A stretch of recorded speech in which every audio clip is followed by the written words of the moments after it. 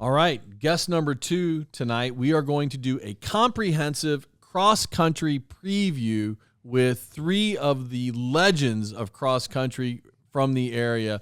But before we get to the 3 wise men of cross-country, I've got to thank Keller Williams Marquee, because if you're looking to buy or sell a home in the Metro East on the Illinois or the Missouri side, please give our partners at Keller Williams Marquee, Jeb and Ginger Blasingame, the chance to serve you. They have offices in O'Fallon and Edwardsville with more than 165 agents. The Blasingames are a family-owned business that has helped over 11,000 families find just the right home. The Lipes are one of those families. Jeb and Ginger sold our house so fast because they're experts at staging and pricing, and they helped us find the perfect home, and they can do the same for you. No wonder they've been ranked in the top 10 real estate teams in North America. Give Jeb and Ginger Blasingame a call at 618-578-9276 or check them out online at blasinggamegroup.com. You will not be disappointed. And located northeast of Edwardsville, Oak Brook Golf Club is a family-owned 27-hole public golf facility, and their goal is to offer the highest quality golf experience for a reasonable fee. Oak Brook is consistently recognized for awards such as Friendliest Staff, Best Course to Host a Fundraiser, and Best Senior Scramble in the bi-state area. From fundraisers to leagues to instruction to an afternoon out on the links by yourself or with your friends, the Brook wants to win your business. I've personally played and hosted multiple golf scrambles there, lost hundreds of balls, and I promise you, Mike Surrey and his staff are the best. To book your next tee time or to start organizing your next fundraising scramble, give them a call at 656-5600 or check them out online at oakbrookgc.com. All right, welcome to the show, Joe Shannon from Father McGivney Cross Country. Good to see you again, Joe. Thanks for having me. Coach George Patrolak, my old friend from Edwardsville High School. Good to see you, Coach Patrolak. Oh, shoot. Say it again, buddy. Your mic was off. My fault. That was probably the best part of the interview. No, but thank you for having us. And from Civic Memorial High School, Coach Jake Peel. Good to see you. Always a pleasure, Dave. Thanks for having us. So we've got 1A with McGivney, 3A with Edwardsville, and 2A with Civic Memorial all represented here. That was a good job on my part. I got kind of lucky, didn't I? Oh, no, I think you knew subconsciously. It all worked out. Okay, so let's talk about your teams first. Let's start with you. How is McGivney looking? This is your first year at Father McGivney. Yep. Joe, you ran for Coach Patrolak back in the day, right? Yep. Okay, and you've been at Highland for the last 3 years? It was 4 years at Highland. 4 years at Highland, and now you're the head boys and girls cross-country coach at Father McGivney, and are you head track also? Yep, head track for boys and girls as well. Okay, so how are the boys and girls at McGivney looking? Talk right in that mic for me. They've been great. As far as, so obviously starting a new program, just getting to know the kids has been what I've been trying to focus on mostly, but really nice group of kids. Really, all of them are really hard workers for the most part. On the guys' side, we have these triplets that are really talented: Liam Schmidt, Aiden Schmidt, and Connor Schmidt. Those are they're 3 seniors, so that's kind of our 3 horsemen leading the pack. On the girls' side, we have the top 3 are juniors, so our top 3 are pretty strong on both sides: Mackenzie Jones, Bella Readiness, and Ainsley Turkington. So the guys' side, we're looking pretty solid to have our top 3 be lower 16s or maybe sub 17, and they had a state berth last year on the guys' side and only lost, I think, 2 or 3 of their top 7. So bringing back most of the team. I think the key to us on the guys' side is going to be who steps up in 4 and 5. We have a freshman named Henry Mathis from Granite City who's been coming out. He's been looking really good. There's a junior named Eli German who's been stepping up in workouts. Excited to see his progression this year. I think it's going to be a breakout year for Eli. And then on the girls' side, unfortunately, we have a really good top 3 that I believe one was sub 20 last year. Another one was in the neighborhood of sub 20, like 2020 or 2030. And then the other one was low 21, but it was dealing with the back injury. But right now, all 3 girls are looking sub 20 shape right now. Unfortunately, we only have 5 girls on the team. So that's going to be kind of something, and there's kind of a big gap right now between our top 3 and 4 and 5. So I think both sides, it's going to be who steps up in 4 and 5, and that'll be ultimately how far we take us. But really, I'm just focused on how far we can improve as a team on both sides. Just I don't really know the 1A level quite as much as I've been in 2A the last 4 years. I know like I said, our top pack's really good. I don't know how our top 5 is going to compare until we get into the year more, but really excited we open up at Jake's course at CM next week. So we'll get to kind of figure out who we are starting next week. Okay. Jake, let's go up the ladder, so to speak, from 1A to 2A. How are the Eagles looking? I was very, very lucky this year that for both my girls and my boys to be able to bring back pretty much my entire squads. For my girls, Liv Wiley, Maya Walker, Taylor Brooks up front are looking pretty strong. Had a good summer and starting to progress well in workouts, and just bringing them back and definitely helps. Lily Wood's been working hard as well. And then on the girl side, bringing out a newcomer, senior, Kinley Govero. Kinley ran in middle school, and I've been trying to get her out for 4 years of high school, and I reminded her, I'm like, Kinley, you were the #1 runner in 6th grade at the state meet. You got to run cross. Really? She was #1 in the state in 6th grade. All right, #1 girl for our team at state. Okay. I'd be really losing hair if she was the #1 girl in state and just now came out for cross. Let's not start rumors. Okay. But she was the best girl on the team in 6th grade. Yeah, 7 years ago. And then you talked her into it. So for 3 years, her cross country skills were just dormant. Yeah, she played volleyball, and then at the end of track season, she's been a sprinter for us, but kind of a longer sprinter. I'm like, Kenny G, you're gonna run the 8 next year. You got to run cross. So it was pretty easy to talk her into it. So she's been awesome. And what number has she been on your team thus far? She's probably our 4 or 5. Her and Lily Wood kind of flip flop a little bit in workouts, but we're excited. And the boys? Brought back the entire group of 7 that ran at the state meet last year. So we had a good track season last fall. We kind of went through some growing pains, just leadership kind of gone, guys kind of having to step up and things like that. But this track season, the guys were really, really hungry, and that led to a really, really good summer. Obviously, we're led up front by Max Weber, one of the best runners in the Metro East, if not the state. Friend of the show. Shout out Max. Yep. And then, from 2 to 6, we've got Jacob Cranford, Logan Kirby, Tulio Zampieri, Josh Cranford, Glenn Collins, who are all doing really, really good things in workouts. And then Zampieri. Yes. Wasn't that the last name of the dude in Unbroken? I thought it was Louis Zampieri. It's pretty close. Zamperini, maybe. Well, you're not saying this. Okay, close. Yeah. Tulio's great 800 runner. Him and Glenn qualified for state last year in the 800, and Tulio made the final. And if they can step up and be dangerous on the grass this fall, then we're going to be really, really good. How many years have you been at CM? This is my 10th year. Okay, now it's impossible to call this the best team you've ever had because you haven't competed yet. But potentially on paper, could this be the strongest team you've had there in the decade that you've been there? I hope so. I mean, I always tell the boys, I'm a big Ted Lasso fan. I'm like, smells like potential. Okay, that sounds good. All right, and let's move up to 3A. Coach Patrolak, how are the boys and girls, how are the Tigers looking this fall? It's always hard to tell during the summer.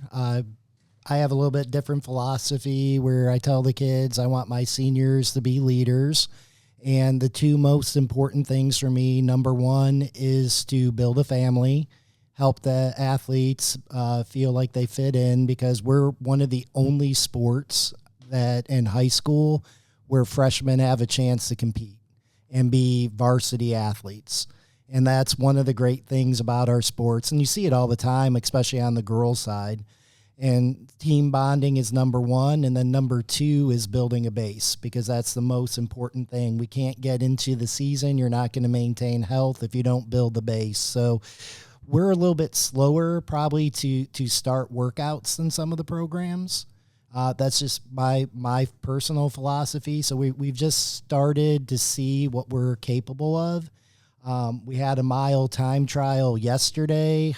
We actually shout out the SIUE with our current track situation. They let us go out there, kick the lights on, just for recruiting purposes. We did have to pay for using the facility, but they kicked the lights on for us, and it's how we kickstart the actual school year. So the kids come out, parents come out. We had 14 girls run 1,600 PRs and 14 boys. So, I mean, it's so that was exciting. I think we're probably a little bit further ahead than I thought we were at this point. But as far as the girls are concerned, that's probably the team that we want to talk about, or more of the state is. We had an 8th place finish last year. We return all 7. So that's exciting for us. I know the girls' track season did not go like they had wished. We had a lot of injuries and different things go on. But we're excited with where we are, returning them. And a couple of them, like Reagan Jumper, is way ahead of where she was at this point last year. So we're excited to see that whole team to progress. But then we also have some incredible freshman runners. So this is a strong freshman class again. Clara Johnson, who was a 4th runner for Lincoln last year, state qualifying team, looks like she's going to be varsity for us, pretty early on. So we're excited, when we return 7, and a couple of them are possibly going to be knocked off by some of the incoming freshmen. It's going to be competition throughout. So slowly building the girls back up. Madison, Morgan, Poplars, trying to make sure we get healthy and ready to go, and end of the season's a goal. And then boys side, I'll be honest, last year didn't end the way the boys wanted to. And then you carry that over to track. We had a pretty decent track season, but then they finished 10th for your first one out of a medal in the 4x8. So some of my seniors, besides doing an incredible job with the leadership this summer, some of them are more focused than I've ever seen. And like Cooper Whittick and Colin Thomas, they're probably ahead of, more than ahead of midseason form. And both of them, for example, ran under state qualifying for 3A 1,600 in our time trial. So they're in great shape. I'm excited about that. And we also return Colin Luchon from the state team, and Taylor Davis. So we have 4 returning from state, and our sophomore Will McGinnis is going to be strong. I think he's going to surprise a lot of people. So I'm going to be curious where our seniors go. And we also have probably the best freshman class depth-wise that I've ever had. So we might have between a couple seniors and those freshmen by the end of the year, some people battling. Deepest team you've ever had? For freshmen, incoming class, yeah. So last year, Liberty finished 2nd in state. As a boys team, and Lincoln had a couple good individuals. We got most of those boys out. And real quick shout out for, we're kind of talking, big success of the high school, Coach Schutte over at Lincoln and Coach Dow and Hardman at Liberty. I'm blessed to have some great middle school programs feeding us. So, that's where it really starts. Yep. Both friends of the show. All right. Your teams sound great. I want to talk about all the other teams in the area here in a second, comprehensively, both the individuals and the teams to look out for. But first, it's getting fall. It's still hot, but no matter what the temperature is, Viviano Heating and Air Conditioning has your emergency calls and maintenance services covered. Viviano is a family-owned and operated company proudly serving the Metro East for over 30 years. Viviano provides quality heating and cooling services, including repairs, installation, and maintenance. Looking for a new furnace or AC unit? Need emergency service or maintenance? What are you waiting for? Call to schedule a service appointment with Viviano today at 618-345-7498 or visit them online at vivianoair.com. snapmobile.com. And how many of you guys use Snap Mobile? You use Snap Mobile already, right, Jake? We have an online campaign that just started today, so if you want to donate to CM Cross Country, hit me up. There you go. So you talked to Jim Loyette? Yes. He's the best. And we just met with Jim Loyette this week at Edwardsville High School. Since 2014, Snap Mobile has supported athletic and activity programs nationwide with reliable fundraising and administrative solutions. Snap Mobile has helped schools and coaches raise nearly $1 billion for their teams. $1 billion. Crazy. Former Belleville East coach and athletic director Jim Loyette is your local Snap Mobile rep. So if you're a coach, AD, or a parent looking for a 100% hassle-free way to raise funds for a team, group, or organization, give Jim a call at 618-910-1781. I have personally worked with Snap Mobile, and I am sold on the process, the professionalism, but most of all, the results. All right, guys, who are the teams to look out for? Let's talk about the girls first. Who are the girls' teams to look out for in 1A, 2A, and 3A? I'll be completely honest, Dave. I've just been focusing on my own team. On your team, right? I haven't.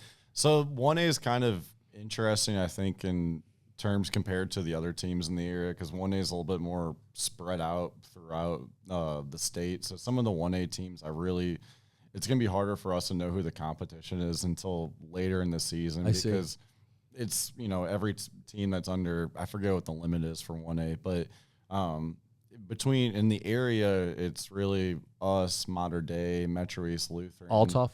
In Althoff, yeah. And then Christ Our Rock, which is in Centralia, is in our conference. Right. But that kind of gives you an idea of how spread out it is.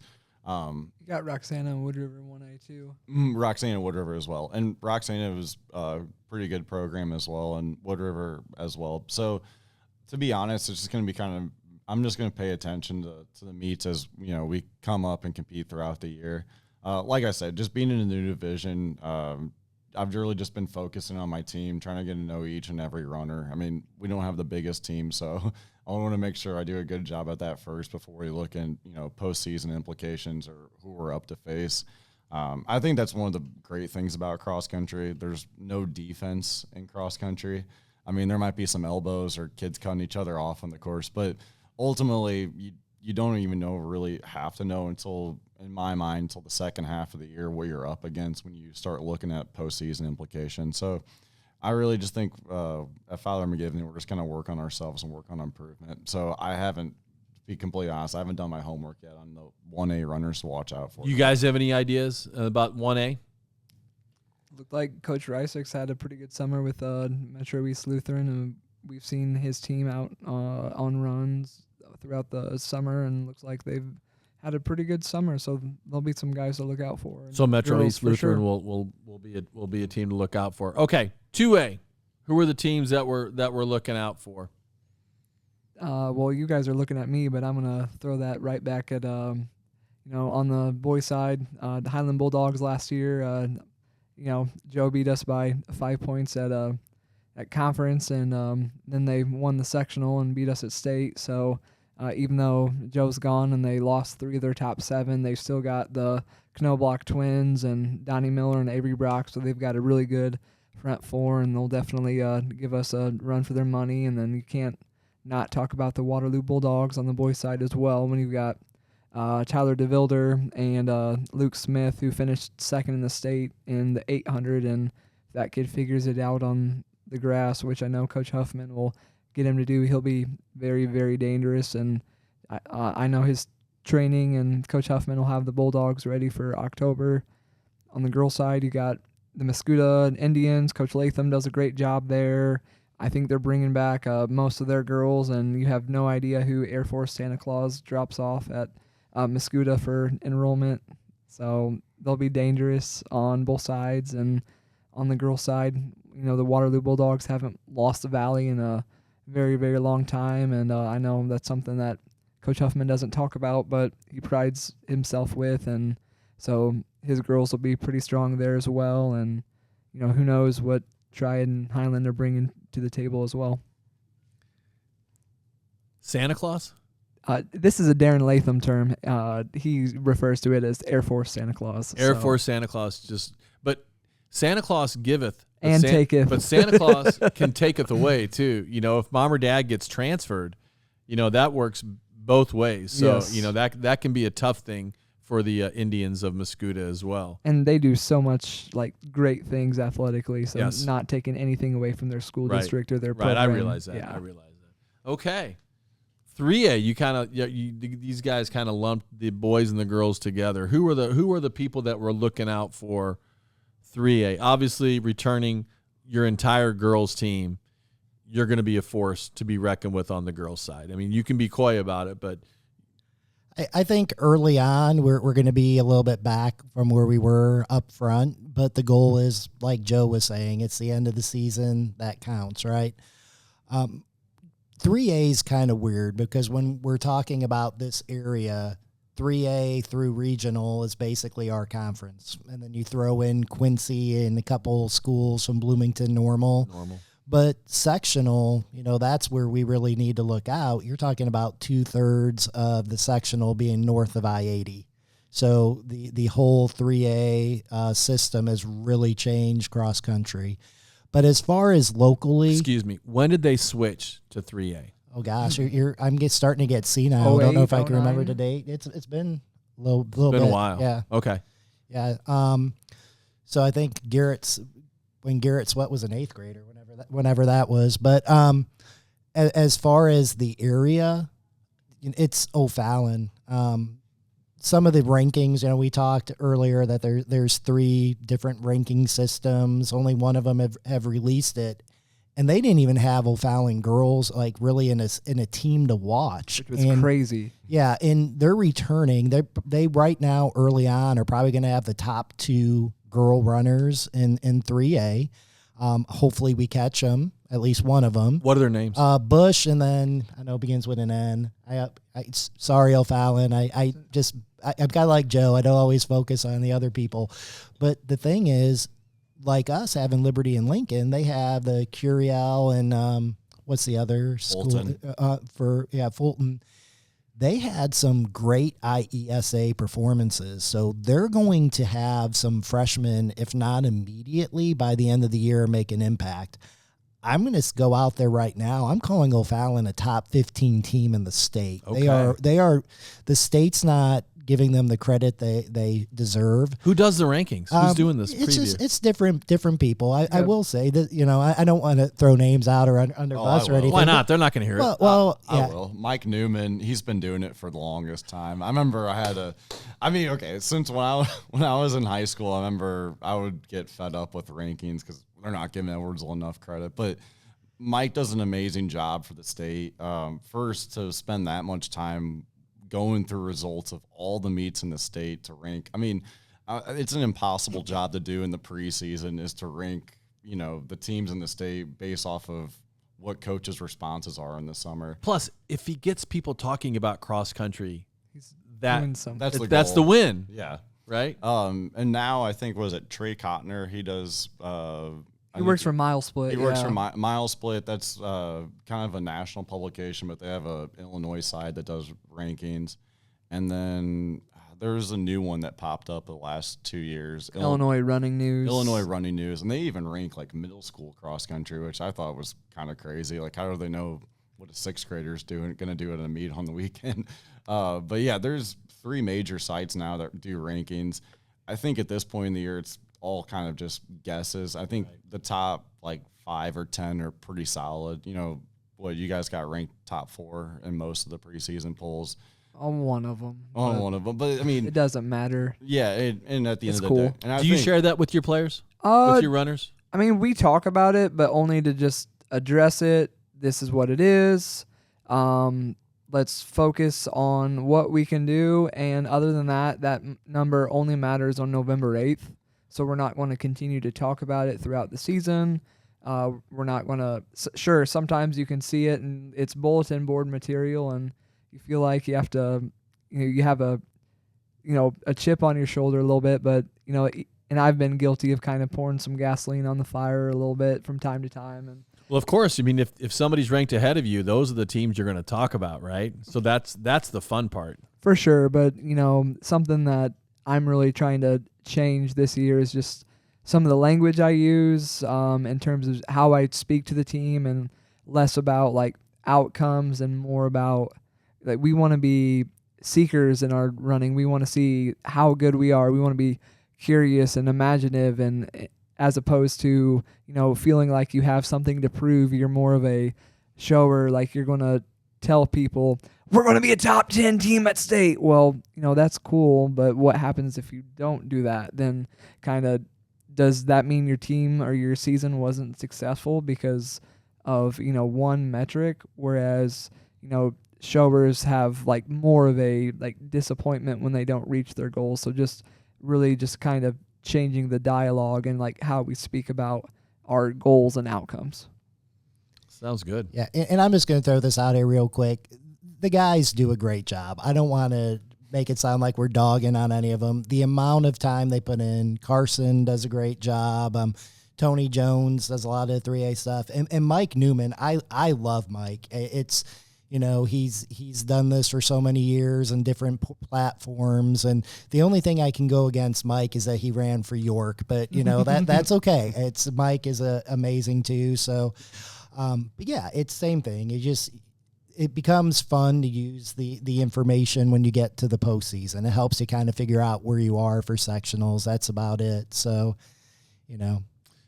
All right, guys. Well, I feel like I've got a pretty good grasp of the upcoming cross-country season. I'm looking forward to it. And so you've got a first big meet is next week at CM for you? Yes, we've been doing the CM Twilight Invite this will be our 5th year. Joe came on when he was at Highland in our 2nd year and really helped boost the meet. And this year we're excited to add his Father McGivney team to it, and we're really excited to have the Marion boys.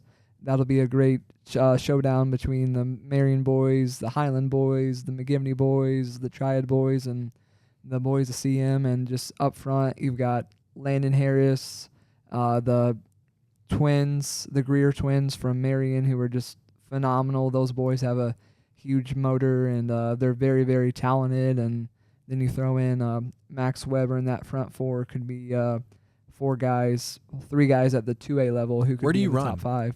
We run at the Bethalto Sports Complex. Bethalto School District bought one half of the complex where we play our baseball, softball, soccer. We bought that half last year, and then we go across the bridge a little bit to the other side as well.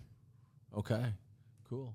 Anything else, George? No, I was just going to say as far as the boys, with the 3A boys, it's kind of the same thing down here. It's going to be us and O'Fallon. O'Fallon's going to be a lot closer to us, I think, than they have been, the last year. But it's going to be fun, and part of it is too. And coaches down here. I mean, Jake, I think, is one of the appeal here. Is one of the greatest coaches, one of the best coaches in the area.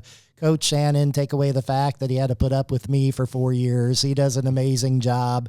But the O'Fallon coaches, both Neil James and John Burnett, are, amazing ambassadors for the sports and great coaches. And when you're in 3A, you got to always keep a look. If you're not chasing the target on their back, they're definitely going to be chasing yours. So it's going to be exciting. I'm looking forward to a great year and getting to see these guys compete. And for us, I think the Granite City invite is our first. I'm kind of jealous you guys are going to be throwing down so hard at your place. We usually start off with a little bit of a dust buster, but Granite City is going to be quick, and it's going to be a great meet, I think, for That's huge, isn't it? How many teams? There's usually like 35 or more full teams. There's usually, with partial teams, 40. But then you also get to see some great teams. I mean, SLU is going to be amazing this year. So I think SLU is boys side will kind of take things unless there's a surprise Missouri team coming in. Chatham for girls. They're going to be serious. Will be in your Chatham is 3A, right? They're 2A in cross country. Really? So okay. Mike Garber and I get to spend a lot of time together in October and November. Okay. All right, guys. Well, I really appreciate your time. Thanks so much for this is by far the most comprehensive preview we've ever done for cross country. So I appreciate it, and we'll see you guys again soon. It's going to be the least listened to portion. No, I'm kidding. No way. No, Everybody loves cross country. Well, we appreciate you letting us use the platform and always being great for our kids.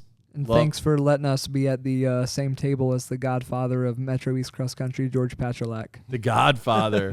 He's going to make you an offer you can't refuse. That's just a nice way I'm saying I'm old. That's it.